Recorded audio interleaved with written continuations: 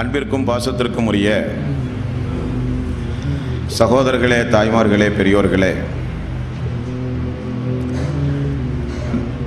நபிகள் நாயகம் ஸல்லல்லாஹு அலைஹி வஸல்லம் அவர்கள் உருவாக்கிய அந்த உத்தம தோழர்களை குறித்து இந்த மனித சமுதாயத்தில் இஸ்லாத்தை விட்டும் வழிகட்டு போன ஷியாக்கள், காரிஜியாக்கள், முஅத்தஸிலாக்கள் எல்லாம் எப்படி அந்த உத்தம தோழர்களை நிராகரித்தும் கொச்சைப்படுத்தியும் கேவலப்படுத்தியும் விமர்சனங்கள் செய்தும் குறைத்து மதிப்பிட்டும் வழிகட்டு போனார்களோ, அதே போன்றதொரு சிந்தனை இந்த மனித சமுதாயத்தில் தோன்றிவிடக்கூடாது என்பதற்காக வேண்டி ஒரு விழிப்புணர்வு ஏற்படுத்துகிற நிகழ்ச்சி தான் இந்த நிகழ்ச்சி.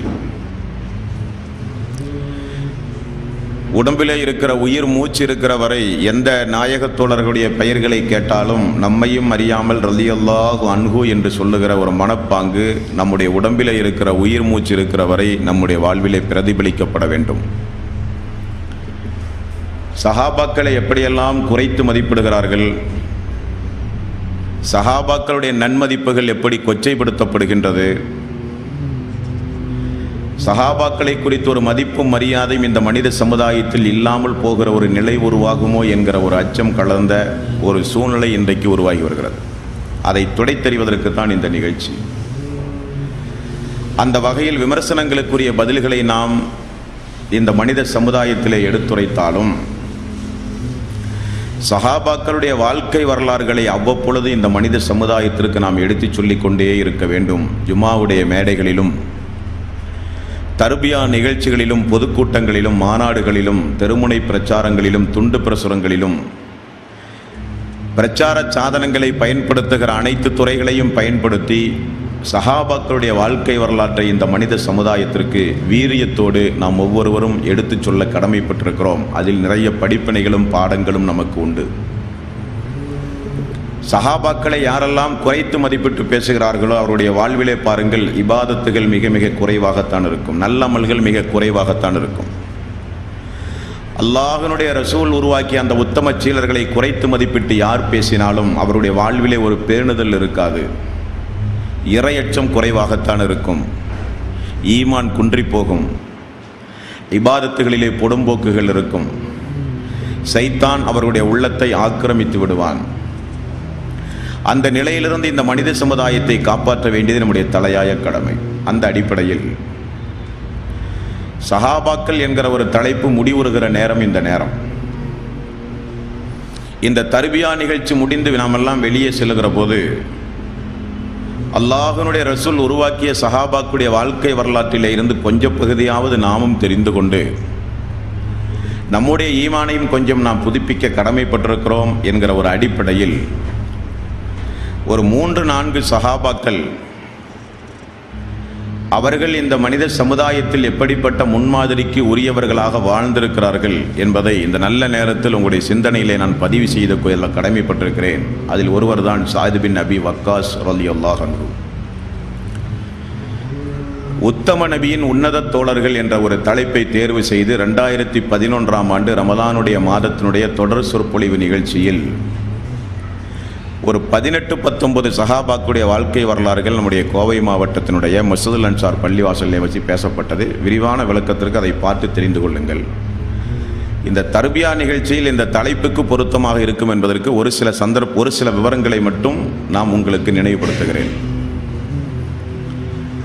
ஒவ்வொரு நபித்தோழர்களுக்கும் ஒவ்வொரு சிறப்பு உண்டு இல்லைங்களா? அந்த அடிப்படையில் சாயித் பின் அபி வக்காஸ் அவர்களுக்கு ஒரு சிறப்புண்டு. என்ன சிறப்பு என்றால், துவா ஏற்றுக்கொள்ளப்படுகிற ஒரு தோழர், துவா அல்லாஹ்விடத்தில் ஏற்றுக்கொள்ளப்படுகிற ஒரு நபித்தோழர்.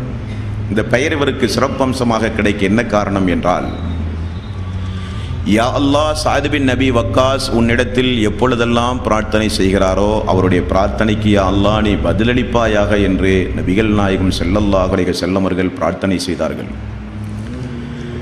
நாயகத்தோழர்களுக்கு அது தெரியாது, இது தெரியாது, அது குறித்து ஞானமில்லை, இது குறித்து ஞானமில்லை, அவர்களை விட நாங்கள் தான் புத்திசாலிகள், புத்தி கூர்மையானவர்கள் என்று பேசுகிறவர்களுடைய அறிவுக்கு ஒரு 5 மதிப்பெண் கொடுத்துவிட்டு இந்த சஹாபாக்கள் எந்த அளவுக்கு மேன்மையானவர்கள், சங்கைக்குரியவர்கள் என்பதை தொடர்ந்து நாம் பார்த்து கொள்ள கடமைப்பட்டிருக்கிறோம். துவா அங்கீகரிக்கப்படுகிற ஒரு தோழர், எவ்வளவு பெரிய ஒரு சிறப்பு பெயர். ஹதீஸுகளோடு தொடர்பு இருக்கிற உங்களுக்கெல்லாம் தெரியும், நபிகள் நாயகம் ஸல்லல்லாஹு அலைஹி வஸல்லம் அவர்களிடத்திலே வந்து சஹாபாக்கள் எதையாவது கேள்விகள் கேட்கும்போது, பாசத்தை வெளிப்படுத்தும் போது, யா ரசூலல்லாஹ் என்னுடைய தாயும் தந்தையும் உங்களுக்கு அர்ப்பணமாகட்டும். ஹதீஸில் வாசகம் வருதா இல்லையா? நம்மெல்லாம் தாய்கள் தானே. ஹதீஸில் படிக்கும்போது யா ரசூலல்லாஹ் என்னுடைய தாயும் தந்தையும் உங்களுக்கு அர்ப்பணமாகட்டும் என்றால், தாய் தந்தையை காட்டிலும் யா ரசூலல்லாஹ் உங்களை நான் நேசிக்கிறேன் என்று அதனுடைய பொருள். புகாரியில் 3725வது நபிமொழியை பாருங்கள். உஹது போர்க்களத்தில் உக்கிரமமாக போர் நடந்து கொண்டிருக்கும் போது நபிகள் நாயகம் ஸல்லல்லாஹு அலைஹி வஸல்லம் அவர்களை குறிவைத்து தாக்கப்படுகிற நேரம், அந்த நேரம் எப்படியாவது முஹம்மது நபி ஸல்லல்லாஹு அலைஹி வஸல்லம் அவர்களை கொலை செய்ய வேண்டும் என்று துடித்துக் கொண்டிருந்த நேரம். அப்படிப்பட்ட அந்த நேரத்தில் தல்ஹா அவர்களோடு சேர்ந்து ஸஅத் பின் அபி வக்காஸ் அவர்களும் எதிரிகளோடு மிக கடுமையாக போர் தொடுத்து ரசூல் ஸல்லல்லாஹு அலைஹி வஸல்லம் அவர்களை பாதுகாத்து கொண்டிருந்த நேரத்தில் தான் அடுத்த ஒரு சிறப்பு அடைமொழியை ரசூல் ஸல்லல்லாஹு அலைஹி வஸல்லம் எந்த சஹாபாக்களுக்கும் சொல்லாத, கூடுதலாக சொல்ல வேண்டுமானால் எந்த சஹாபாக்களுக்கும் சொல்லாத ஒரு அடைமொழியை ரசூல் ஸல்லல்லாஹு அலைஹி வஸல்லம் இந்த ஸஅத் பின் அபி வக்காஸ் அவர்களுக்கு சொன்ன செய்தி தான் புகாரியிலே 3725வது நபிமொழி. என்ன வாசகம்? ஸஅத் அவர்களே, எனது தாயும் தந்தையும் உங்களுக்கு அர்ப்பணமாகட்டும். ரிவேஸில் ஸஅத் ரலியல்லாஹு அன்ஹு அவர்களுக்கு ரசூல் ஸல்லல்லாஹு அலைஹி வஸல்லம் அவர்கள் சொன்னார்கள், எனது தாயும் தந்தையும் உங்களுக்கு அர்ப்பணமாகட்டும், அம்பையுங்கள், அல்லாஹ் வெற்றியை தருவான் என்று உஹது போர்க்களத்தில் ரசூல் ஸல்லல்லாஹு அலைஹி வஸல்லம் அவர்கள் கூறிய அச்செய்தி அவர் மரணிக்கின்ற வரை இந்த மனித சமுதாயத்திலே வாழ்கிற மக்களிடத்திலே சொல்லுவார்கள், எனக்கு இந்த உலகத்தில் கிடைக்கிற மிகப்பெரிய பாக்கியம், சந்தோஷமான வார்த்தை என்னவென்றால், என்னை பார்த்து ரசூல் ஸல்லல்லாஹு அலைஹி வஸல்லம் அவர்கள் சொல்லிவிட்டார்கள், அவருடைய தாயும் தந்தையும் எனக்கு அர்ப்பணமாகட்டும் என்று சந்தோஷமாக கூறுவார்களாம் ஸஅத் ரலியல்லாஹு அன்ஹு. இந்த ஸஅத் ரலியல்லாஹு அன்ஹு அவர்களுடைய வாழ்விலே அவருக்காக வேண்டி அல்லாஹு தஆலா ஒரு 5-6 வசனங்களை திருக்குர்ஆனிலே அருளியிருக்கிறான். ஸஅத் பின் அபி வக்காஸ் அவர்களுக்கு மட்டும். ஸஅத் பின் அபி வக்காஸ் அவர்களுடைய தாய் உம்மு ஸஅத் என்பது அவர்களுடைய பெயர். இந்த உம்மு ஸஅத் ரலியல்லாஹு அன்ஹு அவர்கள் இஸ்லாத்தை தழுவியதில் உடன்பாடு இல்லாமல் கடுமையான அடிப்படையில் மகனை எதிர்த்து போரிட்ட ஒரு தாய். சஹாபாக்களுடைய வாழ்க்கை வரலாறை எல்லாம் நாம் படிக்கும்போது நம்முடைய வாழ்விலும் என்றைக்காவது அது போன்ற ஒரு சில சந்தர்ப்பங்கள் நிகழ்ந்து போயிருக்கலாம் அல்லது நிகழலாம். எதையும் எதிர்கொள்ள தயாராக இருக்க வேண்டும். அப்படிப்பட்ட பாடத்திற்குரியவர்கள் அவர்கள். இந்த உம்மு ஸஅத் அவர்கள் ஸஅத் பின் அபி வக்காஸை பார்த்து, நீ பழைய மார்க்கத்தை திருப்பி விட வேண்டும் என்று எந்த அளவுக்கு தனது மகனிடத்திலே போராட முடியுமோ அந்த அளவுக்கு போராடுகிறார்கள். ஸஅத் பின் அபி வக்காஸ் அவர்கள் வளைந்து கொடுத்ததாக இல்லை. அன்போடு பேசினாள் தாய், அதட்டி பார்த்தால், மிரட்டி பார்த்தால், வீட்டை விட்டு துரத்துவேன் என்றெல்லாம் கடுஞ்சொல்லை பயன்படுத்தினாள். உங்களது மார்க்கத்தில் தானே பெற்ற தாயை மதித்து நடக்க வேண்டும், அவருடைய சொல்லுக்கு கட்டுப்பட்டு நடக்க வேண்டும் என்று உங்களுடைய முஹம்மது தானே சொல்லுகிறார். ஆகவே நீ பழைய மார்க்கத்திற்கு திரும்ப வர வேண்டும் என்று சொல்லுகிறார். இந்த செய்தி முஸ்லீமில் 4789ஆக நீண்ட நபிமொழியாக நீங்கள் பார்க்கலாம். முஸ்லீமில் 4789. போராட்டம் தாயினுக்கும் மகனுக்கும் நிகழ்ந்து கொண்டிருந்த நேரத்தில் திடீரென தாய் உண்ணாவிரத போராட்டம் அறிவித்து விடுகிறாள். உம்மு ஸஅத், மகனே, நான் இனி உண்ண மாட்டேன், தலைவாரி கொள்ள மாட்டேன், குளிக்க மாட்டேன், ஒரு மிடறு தண்ணீர் கூட நான் அருந்த மாட்டேன், இப்படியே நான் செத்து விடுவேன் நீ பழைய மார்க்கத்திற்கு வராத வரை என்று இரண்டாவதம் பேசுகிறாள். ஒரு நாள் கழிந்தது, 2, 3வது நாள் தலை சுற்றி மயிற்றிலே விழுந்து விடுகிறார்கள். ஸஅத் பின் அபி வக்காஸ் அவர்களுடைய தம்பி ஸஅத் பின் அபி வக்காஸ் அவர்களுக்கு தகவல் சொல்ல வந்து பார்க்கிற பொழுது தம்பி தாயினுடைய வாயில் தண்ணீரை ஊற்றி கொடுத்து கொண்டிருக்கிற ஒரு சந்தர்ப்பம். ஸஅத் பின் அபி வக்காஸ் ரலியல்லாஹு அன்ஹு தாயை இப்படியே பார்க்கும்போது தாய் கண் விழித்து ஸஅத் பின் அபி வக்காஸை சபித்து விடுகிறார்கள். தாயினுடைய சாபம் என்பது மிகப்பெரிய பாதிப்புக்குரியது என்பதை அன்றைய கால மக்கள் புரிந்து வைத்திருந்தார்கள். தாய் மகன் பாசம். சஅத் பின் அபி வக்காஸ் அவர்களுக்கு அந்த சாபம் மிகப்பெரிய ஒரு தாக்கத்தை ஏற்படுத்தி நபிகள் நாயகம் ஸல்லல்லாஹு அலைஹி வஸல்லம் அவருடைய சபைக்கு அவர் ஓடி வருகிற பொழுதுதான் அல்லாஹ் இறக்கிய ஆயத் 31வது அத்தியாயத்தின் 14வது வசனம் 15வது வசனம்.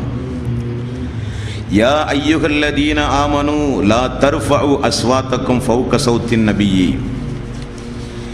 அல்லாஹு தஆலா 31வது அத்தியாயத்தின் 14, 31வது அத்தியாயத்தின் 15 வவஸ்ஸைனல் இன்சான பிவாலிதைஹி ஹமலத்துஹு உம்முஹு வஹ்னன் அலா வஹ்னின்.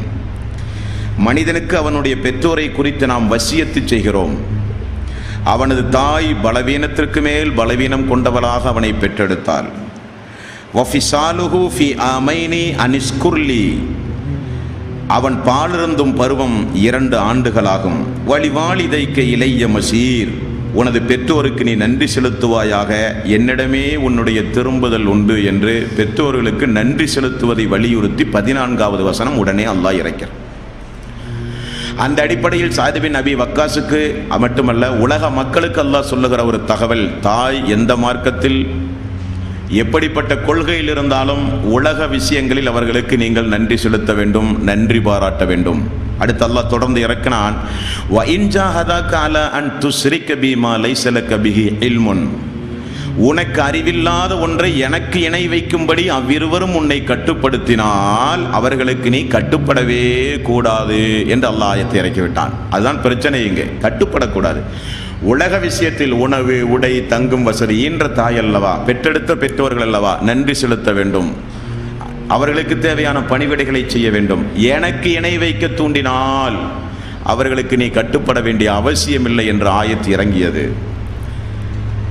அந்த ஹதீஸினுடைய விளக்க உரையை எடுத்து பார்க்கும்போது நேரடியாக தாயிடத்திலே வந்து சஅத் பின் அபி வக்காஸ் அவர்கள் சொன்னார்கள், தாயே, அல்லாஹ் உமக்கு 1000 உயிர்களை தந்து 1000 உயிர்களை இப்படி நீ அழித்தாலும் இந்த சஅத் பழைய மார்க்கத்திற்கு திரும்பவே மாட்டான் என்றார்கள். இந்த சம்பவங்களை எல்லாம் இந்த மனித சமுதாயத்திற்கு எடுத்து சொல்ல வேண்டிய நாம் சஹாபாக்களை குறித்துள்ள குறைகளை மட்டுமே அள்ளி அள்ளி இந்த மனித சமுதாயத்திலே எடுத்து சொல்லி மக்களுடைய ஈமானை பலகீனப்படுத்தி மக்களுடைய இறையற்றத்தை கேள்விக்குறியாக்குகிற ஒரு காரியம் நிகழ்ந்து கொண்டிருக்கிறது. அது மிகப்பெரிய தவறு. அது களையப்பட வேண்டிய ஒன்று. சந்தர்ப்பம் கிடைக்கும் பொழுதெல்லாம் வாழ்ந்து சாதித்து மரணித்த இந்த நபித்தோளுடைய வாழ்க்கை வரலாற்றை நாம் இந்த மனித சமுதாயத்திற்கு எடுத்து சொல்ல வேண்டும். துவா பழித்தவர் என்று நாம் பார்த்தோம். துவா அங்கீகரிக்கப்படுகிற ஒரு தோழர் புகாரியிலே பாருங்கள், 7755வது நபிமொழி. இந்த துவா எப்படி அங்கீகரித்ததென்றால், சாம் நாட்டிலே கவர்னராக உமர் அவர்களால் நியமிக்கப்பட்டிருந்தார். சாம் நாட்டில் உமர் அவர்களாக நியமிக்கப்பட்டிருந்த கூஃபாவாசிகள் கூஃபாவாசிகள் அடிக்கடி யாரையாவது குறை சொல்லிக் கொண்டே இருப்பார்கள். அது அவர்களுடைய வழக்கம். சஅத் ரலியல்லாஹு அன்ஹு அவர்களின் மீது கூஃபாவாசிகள் அவதூறுகளை கிளப்பினார். உமர் ரலியல்லாஹு அன்ஹு அவர்கள் அவரை விசாரிக்கிற அந்த குறிப்பிட்ட காலக்கெடுவுக்குள் அம்மார் அவர்களை நியமித்து திரும்ப வரச் சொல்லுகிறார் சஅத் பின் அபி வக்காஸ். உமர் அவர்கள் சஅத் பின் அபி வக்காஸ் மதீனாவுக்கு திரும்ப வந்தார். என்ன பிரச்சனை? கூஃபாவாசிகள் எல்லாம் சொன்ன பிரச்சனைகள், அவர் சரிவர தொழுவதில்லை, தொழ வைப்பதில்லை, குறைபட தொழுகிறார் என்று தொழுகையிலேயே பிரச்சனைகளை கிளப்புகிறார்கள். சஅத் பின் அபி வக்காஸை உமர் ரலியல்லாஹு அன்ஹு அவர்கள் மதீனா வரச் சொல்லி நேரடியாக விசாரித்தார். நடந்ததெல்லாம் சொன்னார். அல்லாஹ்வுடைய ரசூல் முதல் ரக்காத்தில் சூரத்துல் ஃபாத்திஹா ஓதுவார், அதற்கு பிறகு கொஞ்சம் நீண்ட சூறாவை ஓதுவார். அப்படித்தான் நான் தொழ வைப்பேன். 2வது ரக்காத்தில் ரசூல் ஸல்லல்லாஹு அலைஹி வஸல்லம் சூரத்துல் ஃபாத்திஹா ஓதுவார், நீண்ட சூறாவுக்கு பகரமாக கொஞ்சம் சின்ன சூறாவை ஓதுவார். அப்படித்தான் 2வது ரக்காத்தில் நான் தொழ வைப்பேன். 3வது ரக்காத்திலும் 4வது ரக்காத்திலும் சூரத்துல் ஃபாத்திஹாவுக்கு பிறகு முடிந்தால் சிறு சிறு சூறாக்களை ஓதுவேன், அல்லது சூரத்துல் ஃபாத்திஹா மட்டும் ஓதி தொழ வைப்பேன். இப்படித்தான் அல்லாஹ்வுடைய தூதர் தொழ நான் கண்டேன் என்று சொல்கிறார். உமர் அவர்கள் சொல்லுகிறார், நீங்கள் சொல்லுவதுதான் சரி, நானும் அப்படித்தான் தொழுகிறேன் என்று பதில் சொல்ல திரும்ப 2 நபர்களோடு சஅத் பின் அபி வக்காஸை மீண்டும் அந்த சாம் நாட்டுக்கு அனுப்புகிறார்கள் உமர் ரலியல்லாஹு அன்ஹு. அந்த மக்களிடத்திலே உமர் அவர்களுடைய பிரதிநிதிகள் பள்ளி பள்ளியாக ஏறி விசாரணை செய்தார்கள். எல்லோரும் சஅத் பின் அபி வக்காஸுடைய நன்னடத்தையோ இபாதத்தையோ எந்த குறையும் யாரும் சொல்லவே இல்லை. திடீரென அந்த கூஃபாவாசிகளில் ஒருவன் ஒரு சபையில் இருந்து எழுந்தான். அவனுடைய பெயர் உசாமா பின் கத்தாத்தா என்பவன். அந்த ஹதீஸில் நீங்கள் பார்க்கலாம், அவனுடைய பெயர் இடம்பெற்றிருக்கும். அவன் எழுந்து சொன்னான், நீங்கள் விசாரிப்பதற்காக வேண்டி வந்தீர்கள், ஆகவே நான் மறைக்காமல் உண்மையை சொல்கிறேன். இவர் போருக்கு எங்களை எல்லாம் அனுப்பினால் போரில் இவர் பங்கெடுக்க மாட்டார். கனிமத்து பொருளை இவர் பங்கிடுகிற பொழுது நீதமான அடிப்படையில் பங்கிட மாட்டார். ஏதாவது வழக்குகள் வந்தால் நீதமான அடிப்படையிலே தீர்ப்பு சொல்ல மாட்டார். அவருக்கு சாதகமான மக்களை பார்த்து தீர்ப்பு சொல்லுவார் என்று 3 மிகப்பெரிய நடக்காத அவதூறான ஒரு சம்பவத்தை அவர் சொல்லிவிடுகிறார். சஅத் பின் அபி வக்காஸ் ரலியல்லாஹு அன்ஹு அவர்கள் அதே சபையிலே எழுந்து, யா அல்லாஹ், இவர் சொல்லுகிற இந்த அவதூறுக்கு பகரமாக அவருடைய ஆயுளை நீ நீட்டி வைப்பாயாக பிரார்த்தனை செய்கிறார். அவருக்கு ஏற்கனவே உள்ள பெயர் என்ன? துவா அங்கீகரிக்கப்படுகிற ஒரு நாயகத்தோழர். அல்லாஹுவே, இவருடைய ஆயுளை நீ நீட்டி வைப்பாயாக, இவருடைய வாழ்விலே வறுமையை நீ சாட்டுவாயாக, சோதனையை கொண்டு அவரை நீ சோதிப்பாயாக என்று பிரார்த்தனை செய்தார். அந்த ஹதீஸுடைய கடைசி வாசகத்தை நீங்கள் வீட்டில் போய் எடுத்து படித்து பார்க்க வேண்டும். அடிமை பெண்கள் எல்லாம் அவருடைய தள்ளாத வயதில், அந்த மனிதனுடைய தள்ளாத வயதில் அடிமை பெண்கள் எல்லாம் அவனை பிடித்து இழுத்து இழுத்து கேவலப்பட்டு அவன் மரணித்து போனானாம். கண் புருவமயிரெல்லாம் பெரிதாகி கண்ணையே துறக்க முடியாத அளவுக்கு வயது அதிகமாகி வறுமை அதிகமாகி சுவாவுக்கு நான் ஆளாகிவிட்டேனே என்று கூஃபா முழுக்க போய் அவன் கதறி அழுத சம்பவத்தை அந்த ஹதீஸிலே நீங்கள் பார்க்கலாம். அன்பான சகோதரர்களே, அப்படிப்பட்ட நாவிலே இருந்து கொண்டு அல்லாஹ் பேசுகிறான் என்று உமர் அவர்களுக்கு அல்லாஹுடைய ரசூல் நற்செய்தி சொன்னார்கள் இல்லைங்களா? ஆனால் சஅத் பின் அபி வக்காஸுக்கு அல்லாஹுடைய ரசூல் சொன்னார்கள், துவா கேட்டால் யா அல்லாஹ், சஅதுடைய துவாவை நீ அங்கீகரிப்பாயாக. இது அல்லாத ஒரு கடுமையான சம்பவத்தை, இந்த தலைப்புக்குட்பட்ட சம்பவமாக இருந்தாலும் கொஞ்சம் பொருத்தமாக இருக்கும் என்பதற்கு சொல்கிறேன். ஒரு நாள் ஒரு மனிதர் மிகச்சிறந்த 2 நாயக தோழர்களை சஅத் பின் அபி வக்காஸுக்கு முன்னிலையிலேயே கொஞ்சம் கொச்சைப்படுத்தி தரைக்குறைவாக கண்ணியத்திற்கு எதிராக பேசிவிடுகிறார். கொஞ்சம் கொச்சைப்படுத்தி தரைக்குறைவாக கண்ணியத்திற்கு எதிராக பேசிவிடுகிறார். சஅத் பின் அபி வக்காஸ் ரலியல்லாஹு அன்ஹு அவரை பார்த்து சொன்னார்கள், அல்லாஹ் சங்கைப்படுத்திய மனிதர்களையா நீ கேவலப்படுத்துகிறாய்? உனது பேச்சு வரம்பு மீறிய பேச்சை குறைத்துக்கொள் என்று எச்சரிக்கை விடுக்கிறார். நீ என்ன நபியா? நான் அப்படித்தான் பேசுவேன் என்று அவர் பேச, நான் உனக்கு எதிராக பிரார்த்தனை செய்து விடுவேன், ஜாக்கிரதை என்று எச்சரிக்கிறார். மீண்டும் அவர், நீ முடிந்தால் பிரார்த்தனை செய், நீ என்ன நபியை போல் பேசுகிறாய் என்று சஅத் பின் அபி வக்காஸையும் சேர்ந்து திட்ட ஆரம்பித்து விட்டாராம். ஒது செய்தாராம், பள்ளிக்கு சென்று 2 ரக்காத்து தொழுதாராம். தொழுது விட்டு அவனுக்கு எதிராக, அல்லாஹுவே, நீ சங்கைப்படுத்திய அடியார்களை கேவலப்படுத்திய அவனுக்கு இப்பொழுதே ஒரு அத்தாட்சியை நீ இறக்கு என்று பிரார்த்தனை செய்து விட்டார். ஒரு ஒட்டகம் எங்கிருந்து ஓடி வந்தது என்று தெரியவில்லையாம். திடீரென ஓடி வந்து அவனை மிதித்து மறு நிமிடமே கொன்றதாக ஆதாரபூர்வமான செய்திகளிலே பார்க்க முடியும் என்றால் அதுதான் சஹாபாக்கள். அவர்கள்தான் சஹாபாக்கள். அவர்களோடு அல்லாஹ் ரப்புல் ஆலமீன் மிக மிக நெருக்கமாக இருக்கிறான் என்பதை நாம் யாரும் மறந்துவிடவே கூடாது. சஅத் பின் அபி வக்காஸ் ரலியல்லாஹு அன்ஹு மக்காவில் இருந்து மதீனாவுக்கு ஹிஜ்ரத் செய்த ஒரு தோழர். மக்காவுக்கு ஒரு வேலை நிமித்தமாக சென்றபோது நோய்வாய்ப்பட்டு அவர் அதன் மூலம் இறந்து விடுவாரோ என்கிற அளவுக்கு ஒரு பயந்து படுத்து கொண்டிருந்த நேரத்தில் தான் மக்கா வெற்றி நடக்கிறது. ரசூல் ஸல்லல்லாஹு அலைஹி வஸல்லம் மக்காவுக்கு வந்துவிட்ட செய்தி அவருக்கு தெரிந்தது. அல்லாஹ்வுடைய ரசூலும் சஅத் பின் அபி வக்காஸ் அவர்களை பார்ப்பதற்காக வேண்டி சென்று விட்டார். இந்த செய்தியை நீங்கள் புகாரியில் 2742 3700 2742 3700 இது 2 நபிமொழிகளிலும் அந்த சம்பவத்தை சுப்ஹானல்லாஹ் நீங்கள் பார்க்க வேண்டும். சஹாபாக்களுடைய ஈமான், அவர்களுடைய தக்குவா, அவர்களுடைய மார்க்க இல்ம், அவர்களுக்கு மறுமை பற்றியுள்ள ஒரு தாக்கம், சொர்க்கத்தை பற்றியுள்ள ஒரு தேட்டம், நரகத்தை பற்றியுள்ள ஒரு பயம், அல்லாஹ்வையும் அல்லாஹ்வுடைய ரசூலையும் நேசித்த விதம் நாமெல்லாம் சொல்லி மாளாது. ரசூல் ஸல்லல்லாஹு அலைஹி வஸல்லம் அவர்களை சஅத் பின் அபி வக்காஸ் படுத்த நிலையிலேயே பார்த்துவிட்டு எடுத்த எடுப்பிலேயே கேட்ட முதல் வாசகம் அந்த ஹதீஸிலே பாருங்கள், யா ரசூலல்லாஹ், ஹிஜ்ரத்துடைய நன்மை எனக்கு கிடைக்குமா? கேள்வி என்ன? ஹிஜ்ரத் நான் செய்தேனே அந்த நன்மை எனக்கு கிடைக்குமா? ஏன் அவர் அப்படி கேட்கிறார்? மக்காவிலிருந்து மதீனாவுக்கு ஹிஜ்ரத் போனவர் நோய்வாய்ப்பட்டு மக்காவுக்கு வந்துட்டாரு. அங்கேயே நோய்வாய்ப்பட்டு மதுதா போயிடுவாரோ? ஹிஜ்ரத்துடைய நன்மை கிடைக்காம போயிருமோ? அந்த எந்த நாட்டிலிருந்து நாம் ஹிஜ்ரத் செய்து வேறு ஊருக்கு போனோமோ அந்த ஊருக்கு திரும்ப வரக்கூடாது. ஏதாவது ஒரு சந்தர்ப்பத்தில் வந்தாலும் திரும்ப போய்விட வேண்டும். ரசூல் ஸல்லல்லாஹு அலைஹி வஸல்லம் மக்கா வெற்றி பிறகு திரும்ப எங்கே போனார்? மதீனாவுக்கு தான் போனார். போக முடியாமல் நோய்வாய்ப்பட்டு நான் இப்படியே மரணித்தால் எனக்கு இந்த ஹிஜ்ரத்துடைய நன்மை கிடைக்காதா யா ரசூலல்லாஹ், எனது நிலைமை என்ன யா ரசூலல்லாஹ் என்று கேட்டபோது ரசூல் ஸல்லல்லாஹு அலைஹி வஸல்லம் அவருடைய அருகிலே போய் தன்னுடைய குளுமையான அந்த கையை அவருடைய நெற்றியிலிருந்து அப்படியே தடவி கழுத்து பகுதியிலிருந்து மார்பு பகுதி வரை அப்படியே ரசூல் ஸல்லல்லாஹு அலைஹி வஸல்லம் அவர்கள் தடவி, அல்லாஹுவே சாத் பின் அபி வக்காஸ் அவர்களுக்கு நீண்ட ஆயுளை நீ கொடுப்பாயாக, அவரின் மூலம் இந்த மனித சமுதாயம் பயன்பெற வேண்டும், மேலும் ஹிஜ்ரத்துடைய நன்மையை அவருக்கு நீ பூரணமாக்கி கொடுப்பாயாக என்று ரசூல் ஸல்லல்லாஹு அலைஹி வஸல்லம் அவர்கள் துஆ செய்தார்கள். அனஸ் ரலியல்லாஹு அன்ஹு அவர்களைப் போல நீண்ட ஆயுளோடு வாழ்ந்தவர்கள் சாத் பின் அபி வக்காஸ் ரலியல்லாஹு அன்ஹு. நோய் குணமானது, ஆரோக்கியமாக வாழ்ந்தார்கள். அதற்கு பிறகுதான் அந்த சபித்த சம்பவங்கள் எல்லாம் நடைபெறுகிறது. இப்படிப்பட்ட அந்த தோழர்களுடைய வாழ்க்கை வரலாறுகளை நாம் அடிக்கடி படிக்கும் பொழுது, கேள்விப்படும் பொழுது நம்முடைய ஈமானுக்கு ஒரு பாதுகாப்பு. சஹாபாக்களை பொறுத்தவரையில் சாவது என்பது உறுதிதான், ஆனால் வெறுமனே சாகக்கூடாது, ஏதாவது சாதித்து விட்டுத்தான் சாக வேண்டும் என்கிற உறுதியோடு இருந்தவர்கள் சஹாபாக்கள். மரணம் கூட மக்களுக்கு படிப்பினையாக வேண்டும் என்ற உறுதி எடுத்தவர்கள். சொல்லவா சம்பவத்தை? மரணம் கூட இந்த மனித சமுதாயத்திற்கு ஒரு பாடமாக அமைய வேண்டும். உடம்பில் இருந்து உயிர் போவது சாதாரணமாக போகக்கூடாது, சாதித்து விட்டு தான் உலகத்தில் மரணிக்க வேண்டும் என தீர்மானித்தவர்கள் சஹாபாக்கள். குபைப் ரலியல்லாஹு அன்ஹு அவருடைய வாழ்க்கை வரலாறு மிகப்பெரிய ஒரு ஆதாரம். நபிகள் நாயகம் ஸல்லல்லாஹு அலைஹி வஸல்லம் குபைப் அவர்களை புகாரிலே நீங்கள் பார்க்கலாம். நீண்ட நபிமொழியாக இடம்பெறுகிற செய்தி சஹாபாக்களுடைய வாழ்க்கை வரலாறு என்ற அந்த சஹாபாக்களுடைய சிறப்பு என்கிற பாடத்திலே நீங்கள் பார்க்கலாம். குபைப் அவர்களையும் 2-3 தோழர்களையும் மக்காவுக்கு உளவு பார்க்க ரசூல் ஸல்லல்லாஹு அலைஹி வஸல்லம் அவர்கள் அனுப்பினார்கள் என்றும், அனுப்பி அந்த நாயக தோழர்களை எதிரிகள் சிறைப்பிடித்து அவர் உடவோடு வந்தவர்களை எல்லாம் கொன்று குபைப் அவர்களை மட்டும் கொண்டு போய் விட்டார்கள்.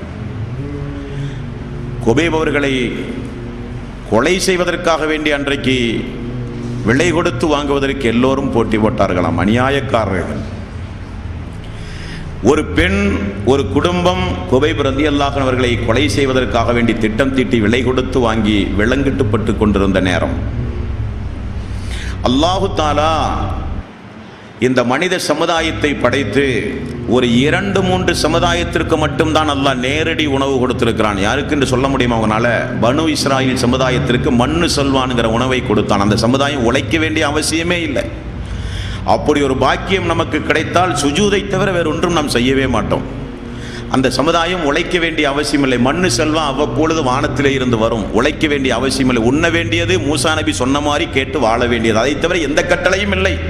இருந்தும் நன்றி கட்ட சமுதாயம் அந்த சமுதாயம். இரண்டாவதாக அல்லாஹ் ரப்பல் ஆலமீன் உணவு கொடுத்தது மரியம் அலைஹி ஸலாத்து வஸ்ஸலாம் அவர்களுக்கு. ஜக்கரியா அலைஹி ஸலாத்து வஸ்ஸலாம் அவருடைய பார்வையில் வளர்ந்து கொண்டிருக்கும் போது, பள்ளி வாயிலில் வளர்ந்து கொண்டிருக்கிற அந்த தாய்க்கு கனிவர்க்கங்களை அல்லாஹ் திடீரென கொடுத்தான். ஜக்கரியா அலைஹி ஸலாத்து வஸ்ஸலாம் அவர்கள் வந்து பார்த்தார்கள், அது விளைச்சல் இல்லாத நேரம். இப்படிப்பட்ட ஒரு உணவு உங்களுக்கு யார் தந்தது என்று கேட்டபோது, எனது ரப்பு தந்தார்கள் என்று சொன்னார்கள் மரியம் அலைஹி ஸலாத்து வஸ்ஸலாம். அல்லாஹ் நேரடியாக உணவு கொடுத்து பாதுகாத்த தாய். மூன்றாவது குபைப் ரலியல்லாஹு அன்ஹு கையிலே விலங்கிடப்பட்டு நாளும் தேதியும் தீர்மானிக்கப்பட்டு கொலைக்களங்களுக்கு எதிரிகள் எல்லாம் தயாராகி கொண்டிருக்கிற பொழுது ஒரு சவரக்கத்தியை குபைப் ரலியல்லாஹு அன்ஹு அவர்கள் கேட்டனுப்பி விடுகிறார்கள், முடியையும் நகமுடியையும் களைவதற்காக வேண்டி. சவரக்கத்தியை எடுத்து வந்த பெண் பார்த்து அதிர்ந்து போனால், கையிலே அன்றைக்கு மக்காவிலே இருக்கிற விலை மதிக்க முடியாத கனிவர்க்கங்கள் குபைபுடைய கையிலே இருக்கிறது. எங்கு போய் அவரை எடுத்தால் கையில் விலங்கிடப்பட்டிருந்தது. அல்லாஹ் உணவு கொடுத்தான் குபைப் அவர்களுக்கு. தேதி தீர்மானிக்கப்பட்டு கொலைக்களங்கள் முடிவு செய்யப்பட்டு எல்லாம் கொலைவெறியோடு எல்லோரும் சுற்றி நிற்கிற போதுதான் இந்த சம்பவம் நடக்கிறது. அவருடைய பெயர்தான் சாத் இப்னு ஆமிர் ரலியல்லாஹு அன்ஹு. சாத் பின் ஆமிர் ரலியல்லாஹு அன்ஹு. அவர் அப்பொழுது இஸ்லாத்தை தழுவவில்லை. குபைப் ரலியல்லாஹு அன்ஹு அவர்கள் கழுமரலில் ஏற்றப்பட்டு கொலை செய்வதற்காக வேண்டி திட்டம் தீட்டி அவருக்கு முன்னால் எல்லோரும் சூழ்ந்து நிற்கிற பொழுது என்ன கூட்டம் என்று பார்க்க போனவர் இந்த சாத் இப்னு ஆமிர். இஸ்லாத்தை தழுவாத தோழர். மக்கள் எல்லாம் அவர்களிடத்திலே கேட்கப்படுகிற கேள்வி, குபைப் அவர்களே, இந்த இடத்தில் முஹம்மது அவர்கள் நின்றால் போதும் என்று மட்டும் சொல், மதீனாவுக்கு பத்திரமாக நாங்கள் உங்களை வாழ்த்து சொல்லி வழி அனுப்புகிறோம் என்று சொன்னார்கள். லாத்து ஊசாவை வணங்குகிறோம், இஸ்லாத்தை விட்டு வா என்றெல்லாம் சொல்லவில்லை. இந்த நிலையை என்னை ஆக்கியது முஹம்மது, இந்த இடத்தில் அவர் நின்றால் போதும் என்கிற வார்த்தையை மட்டும் சொல் என்று சொன்னார்கள். குபைப் ரலியல்லாஹு அன்ஹு அவர்கள் சொன்னார்கள், எனது காலில் ஒரு முள் தைப்பதற்கு கூட நான் சம்மதிக்க மாட்டேன். அல்லாஹ்வுடைய ரசூலுடைய காலில் ஒரு முள் தைப்பதற்கு இந்த குபைபுடைய உயிர் போக வேண்டுமானால் அதை கூட பணயமாக கொடுப்போம், அல்லாஹ்வுடைய ரசூலுடைய காலில் முள் தைக்க கூட நாங்கள் சம்மதிக்க மாட்டோம் என்று சொன்ன உடனே தான் அவர்கள் கொலை செய்வதாக தீர்மானித்து விட்டார்கள். கொலை செய்வதற்கு முன்னால் குபைப் ரலியல்லாஹு அன்ஹு அவர்கள் ஒரு பிரார்த்தனை செய்தார்கள். அல்லாஹுவே, இங்கே நின்று கொண்டிருக்கிற மக்களை எல்லாம் நீ கணக்கெடுத்துக்கொள் என்று ஒரு பிரார்த்தனை செய்தார். அந்த சபையில் நின்றவர் தான் சஅத் இப்னு ஆமீர். பிறிதொரு காலத்தில் இஸ்லாத்தை தழுவி விட்டார். உமருடைய ஆட்சி காலத்தில் இதே ஷாம் நாட்டுக்கு கவர்னராக நியமித்தார். சஅத் பின் அபி வக்காஸ் அவர்களின் மீது எப்படி அந்த ஷாம் நாட்டு வாசிகள், கூஃபா வாசிகள் அவதூறுகளை கிளப்பினார்களோ அதே போல சஅத் இப்னு ஆமீர் அவர்களின் மீதும் அவதூறுகளை கிளப்பி புகார் மனு கொடுத்தார்கள் உமர் அவர்களுடைய ஆட்சி காலத்தில். உமர் ரலியல்லாஹு அன்ஹு அவர்கள் விசாரணையை தொடங்கினார். என்ன குற்றச்சாட்டு என்று கேட்டபோது, இந்த சஅத் இப்னு ஆமீர் மாதத்திற்கு 2 நாள் விடுமுறை எடுக்கிறார், அவர் அரசாங்க வேலையை சரிவர பார்க்கவில்லை என்று குற்றம் சுமத்தினார்கள். இரண்டாவது என்ன என்று கேட்டார்கள், இவர் எப்பொழுதும் காலை பொழுதில் அலுவலகத்திற்கு தாமதமாகவே பணிபுரிய வருகிறார் என்று சொன்னார்கள். மூன்றாவது என்ன என்று கேட்டார்கள், இவர் திடீரென மயக்கமுற்றி கீழே விழுந்து விடுகிற பலகீனமானவர் என்று சொன்னார்கள். உமர் ரலியல்லாஹு அன்ஹு அவர்கள் கேட்டார்கள், சஅத் பின் ஆமீர் அவர்களே, காலையில் தாமதமாக அலுவலக பணி வருவதற்கு என்ன காரணம் என்று கேட்டார்கள். சஅத் அவர்கள் சொன்னார்கள், எனது வீட்டில் பணியாளர் இல்லை. ஒரு கவர்னர், ஒரு கலெக்டர் சொல்லுகிற பதில், எனது வீட்டில் பணியாளர் இல்லை. எனது வீட்டில் தண்ணீர் இறைத்து மாவரைக்க வேண்டிய பணியை நான் காலையில் எனது மனைவிக்கும் சேர்த்து உணவு ஏற்பாடுகளை செய்துவிட்டுத்தான் நான் பணிக்கு வர வேண்டியிருக்கிறது. ஆகவே தான் அந்த தாமதத்திற்கு காரணம் என்று சொன்னார்கள். மாதத்திற்கு 2 நாள் விடுமுறைக்கு என்ன காரணம்? அமீருல் முஃமினீன் அவர்களே, எனக்கு இருப்பதோ 2 ஆடை. மாதத்திற்கு 2 நாள் அதை துவைத்து காயப்போட வேண்டிய வேலை உண்டு. ஆகவே தான் நான் அந்த 2 நாள் மக்களை சந்திப்பதை தவிர்த்து வீட்டிலே அந்த ஆடை காய்வதற்காக வேண்டி அமர்ந்து கொண்டிருக்கிறேன் என்று சொன்னார்கள். உமர் அவர்களுக்கு அப்பொழுதே கண்கள் எல்லாம் கலங்கிவிட்டது. மயக்கமுட்டி கீழே விழ என்ன காரணம் என்று கேட்டபோது, அன்றொரு நாள் மக்கத்து பெருவீதியில் குபைபை கொள்கிற பொழுது குபைப் அவர்கள் ஒரு வார்த்தையை சொன்னார்கள். அல்லாஹுவே, இங்கே நிற்கிற மக்களை நீ கணக்கெடுத்துக்கொள் என்று சொன்னார்கள். அந்த சபையில் நானும் இருந்தேன். அந்த மறுமையை நான் நினைத்து பார்க்கிறேன்.